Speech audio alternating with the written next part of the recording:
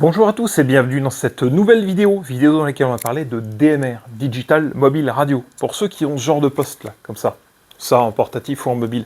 À votre avis, on peut changer des données, on peut changer de la voix avec. À quelle vitesse on peut changer des données au maximum? Eh bien c'est ce que je vais vous montrer tout de suite. Mais d'abord, générique.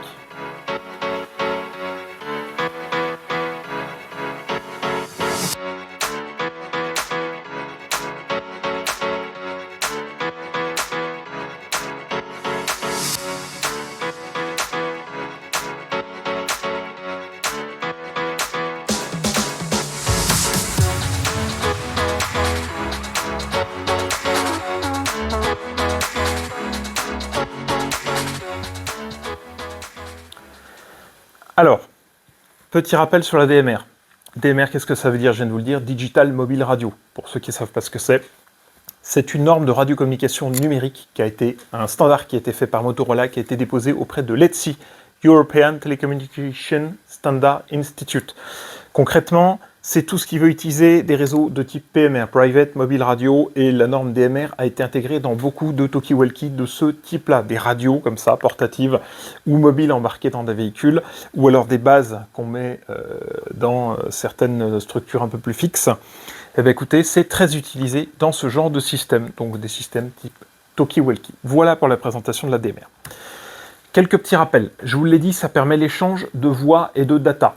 Donc, quand j'appuie là-dessus, je peux faire blablabla, l'autre il va me recevoir. Je peux également envoyer des SMS, je peux envoyer des statuts, je peux envoyer des paquets IP. Avec ça, c'est génial, la norme DMR le prévoit.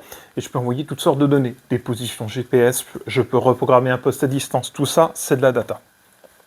C'est basé sur du TDMA double slot, c'est-à-dire qu'en fait, on va découper, chacun a un temps de parole bien déterminé, de 30 millisecondes, et pendant 30 millisecondes, il y a un poste qui peut parler, pendant 30 millisecondes, un deuxième, sur une même fréquence, ce qui fait qu'on peut être à deux à parler en même temps. Ça peut être des conversations voix et ou data. Donc on peut avoir deux conversations de voix, deux conversations de data, ou alors une voix, une data, peu importe le slot.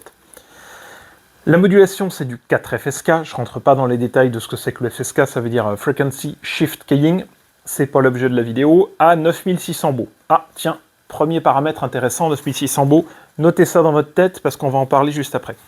Et l'occupation spectrale, quand on regarde au niveau de l'occupation de la bande passante qui est réservée pour le DMR, c'est 12,5 kHz. Classique, c'est ce qu'on avait dans les talkie-walkie analogiques à l'époque. Alors, du coup, partant de ce que je viens de vous dire, quelle vitesse est-ce qu'on peut atteindre en mode data, en DMR, donc en mode data, échange de données? À quelle vitesse est-ce qu'on peut échanger des données entre deux postes, comme ça, l'un et l'autre? À quelle vitesse maxi? C'est ça qui va nous intéresser. Eh bien, pour commencer, je vous ai dit, le DMR, il a un débit brut, un débit global de 9600 bits par seconde. Donc là, vous allez me dire, ah bah génial, bah voilà, la réponse c'est 9006. Non, pas tout à fait, parce qu'en fait, dans ces 9006, ça inclut les deux time slots. Souvenez-vous, je vais vous montrer dans la diapo juste après, vous verrez les deux time slots. Il y a deux time slots, le premier, le second. Tiens, bah hop, je vous les montre. Un time slot 1, time slot 2, là pareil, suivant que vous émettiez depuis un relais, depuis un portatif. Donc, dans ce débit, il y a les deux time slots, il y a les données utiles. Les données utiles, ce sont les données utilisateurs ou alors les données de voix. Ce qu'il y a là-dedans, là, dans les payloads, je vous en parle juste après. Il y a la correction d'erreurs. Il faut savoir que dans cette payload, on mélange des données utiles et de la correction d'erreurs, le tout avec de l'interleaving. J'en ai parlé dans les vidéos précédentes qui sont sorties avant celle-ci. Technique correction d'erreurs, voilà, technique radio, n'hésitez pas à aller les revoir. Je vous les mets par là d'ailleurs, hein, technique radio correction d'erreurs et ensuite technique radio interleaving, entrelacement. Donc la payload là qu'on voit, elle contient des données utiles, elle contient ce qu'on appelle du FEC, Forward Error Correction, c'est-à-dire des algorithmes mathématiques de correction d'erreurs. On ajoute des bits qui vont permettre de corriger certaines données qui seraient erronées à réception. C'est génial, c'est des algorithmes mathématiques super. On inclut également dans ce débit global les mots de synchro. Ici, au milieu des trames, là, vous avez sync, soit des mots de synchro, soit du embedded signaling, ce qu'on appelle les données de signaling, code couleur, slot, taux de groupe, à qui on parle, le type d'appel en cours, est-ce que c'est individuel, est-ce que c'est crypté, ça sont des données de signaling. Et dans ces 9006, ça inclut également 2,5 millisecondes de silence interslot, ou alors la partie catch. Quand vous parlez depuis un portatif comme ça, pour éviter qu'il se gêne, il y a en fait, ça dure pas 30 millisecondes, ils ont que 27,5 millisecondes pour parler. Il y a 2,5 millisecondes de trou et 27 millisecondes, 27,5 millisecondes à nouveau pour parler.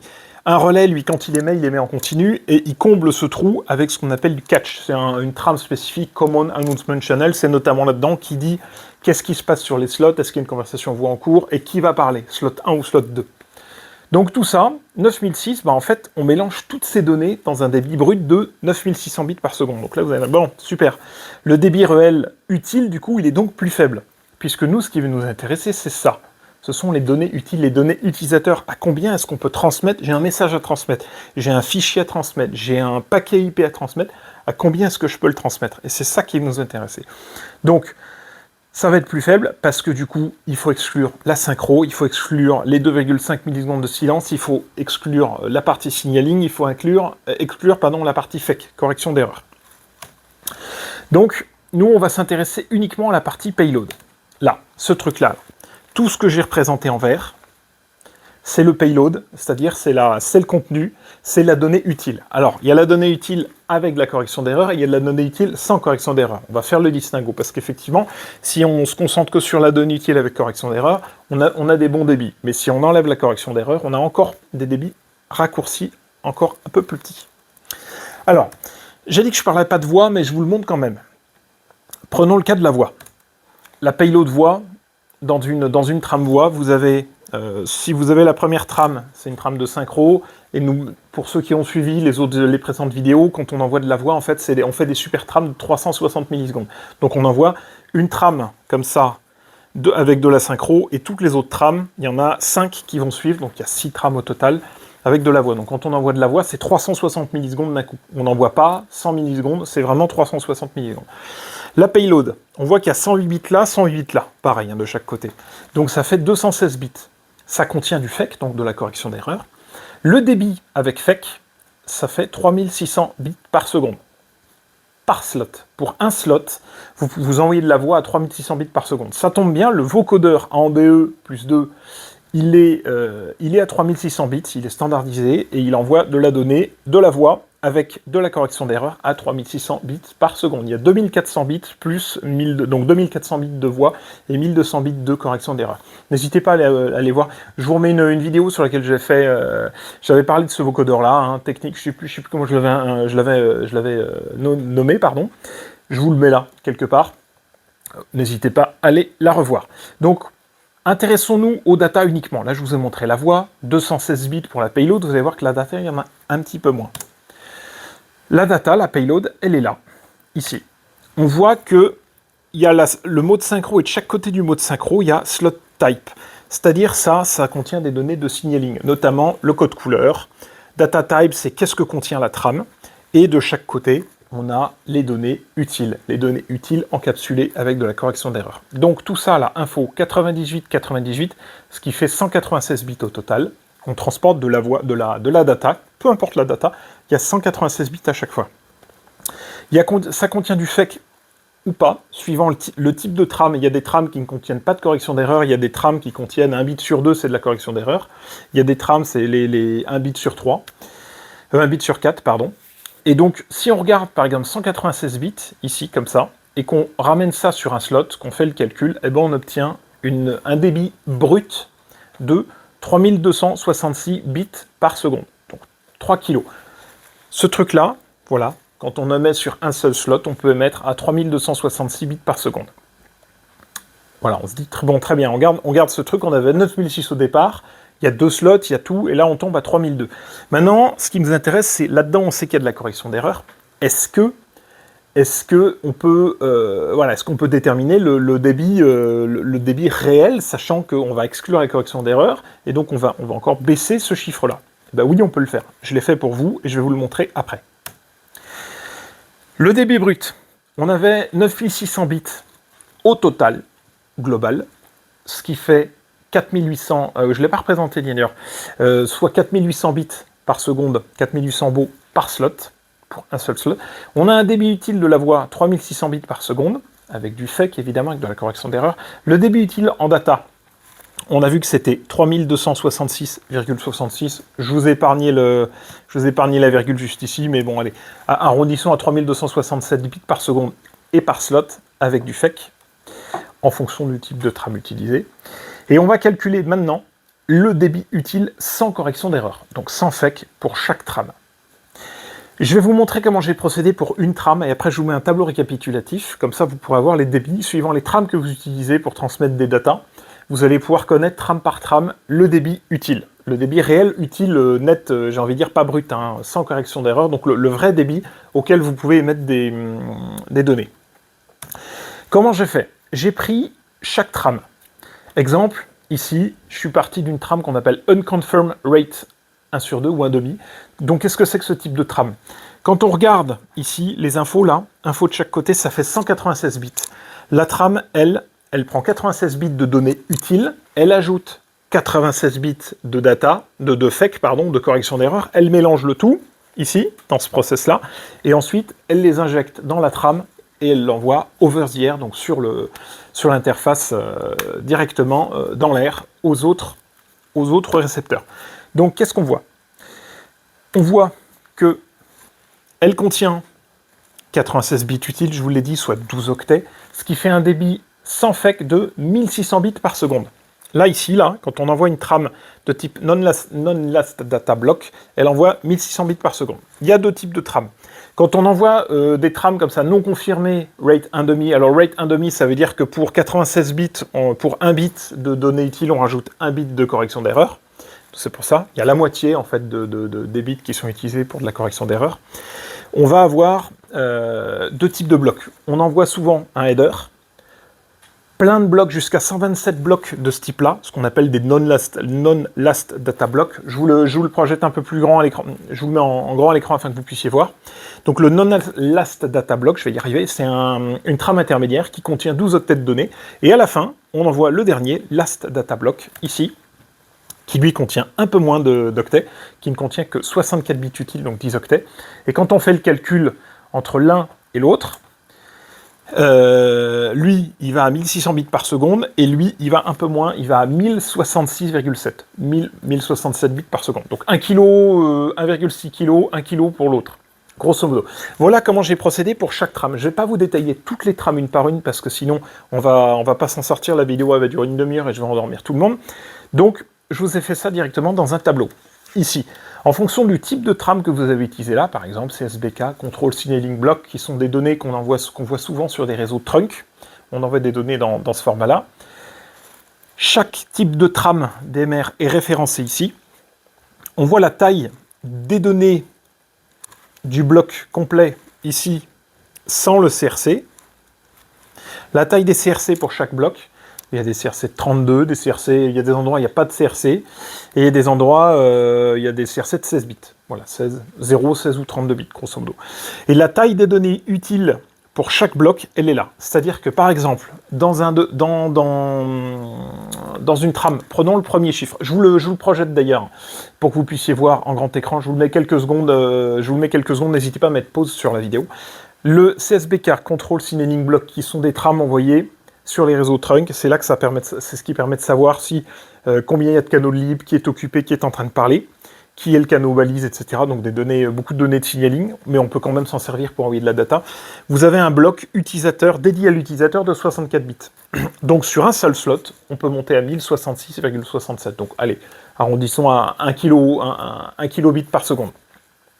Et on voit que pour chaque trame, en fait, grosso modo, on va aller entre 800 kilobits par seconde, celle-ci là, cette ligne-là, c'était la 1/2 confirmed data rate, 1/2 data last block.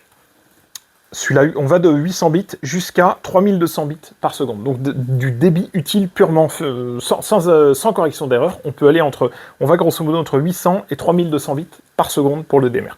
Voilà. C'est important, n'hésitez pas à mettre pause sur la vidéo, comme je vous ai dit, pour voir un petit peu ce tableau. Si vous ne comprenez pas tout, je vous renvoie à la norme pour savoir comment sont faites les trames, mais grosso modo, il faut savoir que dans chaque trame, on peut envoyer ça, et voilà le débit global sur un slot. Si vous utilisez les deux slots en même temps, vous prenez ce chiffre-là, là c'est nombre, et vous les multipliez par 2. Si on fait la synthèse, le débit brut, comme on disait, 9600 bits par seconde pour 2 slots. 4008 par slot, forcément. Un slot, enfin, chacun son slot, donc c'est divisé par 2. Le débit utile de la voix, on l'a vu, 3600 bits par seconde. Ça, c'est le vocodeur en DVSI, en DE+2 qui s'en charge, avec du FEC.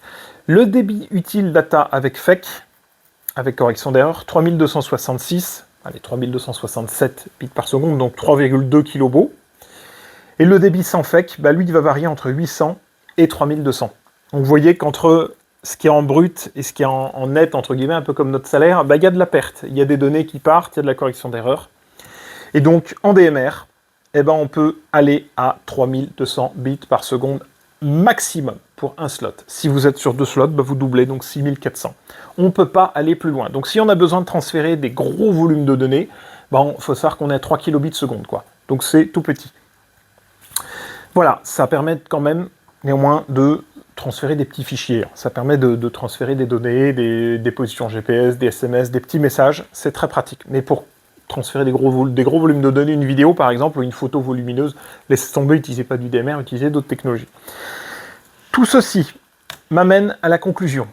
Il fallait que je trouve une conclusion, d'ailleurs, je ne sais pas très bien quoi mettre, donc je l'ai pondu tel quel. La DMR, c'est très bien, mais si vous avez de gros volumes de données à transférer, privilégiez des technologies au débit plus adaptées. 3G, 4G, on est à l'heure de la 5G maintenant, bientôt de la 6G, et peut-être la 7, 8, 9G, on verra jusqu'à combien on va. En revanche, en situation dégradée, cela peut vous sauver la mise en transférant des données importantes de petite taille sur des longues distances. Comme par exemple des petits fichiers texte, des tableaux Excel. Je sais pas, moi, vous êtes dans une situation dégradée, vous êtes une mairie en montagne qui a subi un petit peu comme la tempête Alex, une catastrophe, qui est complètement coupée du monde. Vous avez à votre disposition des radios DMR et vous avez un mec dans la vallée qui est capable de recevoir les données. Vous passez par un relais pour émettre bien fort, bien large. Bah, vous pouvez très bien envoyer des SMS et envoyer des messages et même envoyer de la voix pour dire ce qui se passe. Vous pouvez envoyer des petits fichiers pour donner un état des lieux en disant bah voilà, on a tant de maisons touchées, il y a tant de morts, il y a tant de blessés, il y a tant de disparus, il y a un tel qui est vivant, il y a machin. Vous envoyez des petits fichiers comme ça que vous pouvez changer. Et ça, en mode dégradé, c'est super bien. Vous pouvez même passer, je ne sais pas s'il existe des radios DMR en HF, mais si ça passe en HF, c'est top parce que vous pouvez traverser la planète grâce aux ondes qui se propagent très bien en rebondissant sur certaines couches d'atmosphère. Et vous pouvez sans problème converser à l'autre bout de la planète et envoyer des données à faible, donc à des débits très faibles, de l'ordre de 1, 2, 3 kilobits seconde, mais vous enverrez quand même des données avec une certaine fiabilité, et surtout ça peut vous sauver la mise dans les situations très dégradées. Voilà, j'en ai à présent fini avec cette vidéo, j'espère qu'elle vous a plu. Je m'arrête là. Le petit mot de la fin, merci à tous d'avoir suivi la vidéo jusqu'au bout. J'espère qu'elle vous a plu. Et je vous dis à très vite dans la prochaine vidéo, toujours sur la radio, la crypto, d'autres sujets en cours. À très vite sur cette chaîne. Restez bien connectés. Ciao à tous.